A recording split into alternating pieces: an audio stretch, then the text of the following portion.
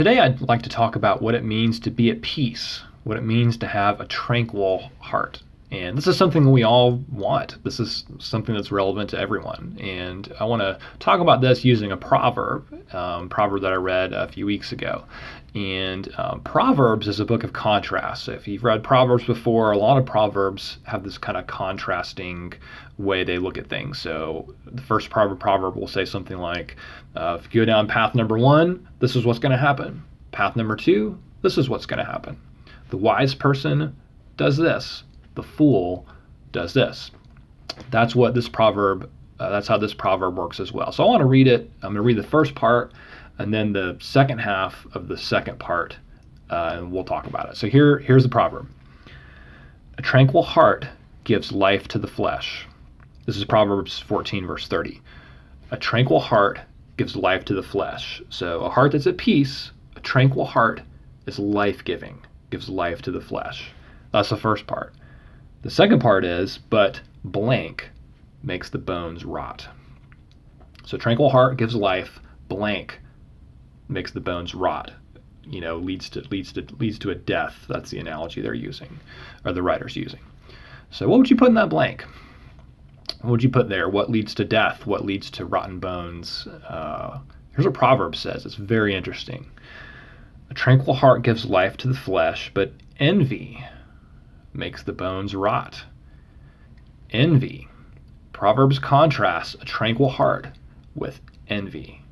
And I read that, several weeks ago, and I thought that's interesting. And I didn't fully understand what it was saying. That's not what I would have put in that blank. But that's what the book of Proverbs puts in there. And as often happens, sometimes we'll read a verse, we'll read something, and it takes a life experience to really help us fully grasp the meaning. And that's what happened to me. So it might have been that same day I read this proverb. Could have been the day after. I don't remember. I was walking back from class. I've been in Alabama for the last month. I'm a chaplain with the Air National Guard. I was doing some training down at Maxwell Air Force Base. And I had finished class and was walking to the dining hall and ran into one of my classmates, a fellow chaplain. He had struck up a conversation with another airman on the sidewalk. And I kind of, stumbled into them and kind of joined the conversation for a minute. And I don't know how long they'd been talking, but the span they'd been talking, this airman had shared her life story with my chaplain friend, and we're talking about career paths and next steps. And this airman was asking my chaplain friend's advice, on her career and what that might look like. And I stopped and chatted for a few minutes, and the conversation broke up after that. But I walked away and I thought, how did he do that? How do you walk up to somebody, you don't know them, they're a stranger, and then within a few minutes you're talking about really deep and meaningful things, and you're talking career, you're talking big picture things. And I thought, I don't understand how he does that. That's a gift. That's a gift, and it's a gift that I don't have. I'm pretty friendly, but to just walk up to someone and within a few minutes have a conversation like that, that's not a gift that I have. And this chaplain had it. And as I was walking away, I just remember being really envious. If I could only do that, how much of a better chaplain would I be if I could have that gift, walk up to strangers and strike up a conversation? And I started getting really envious.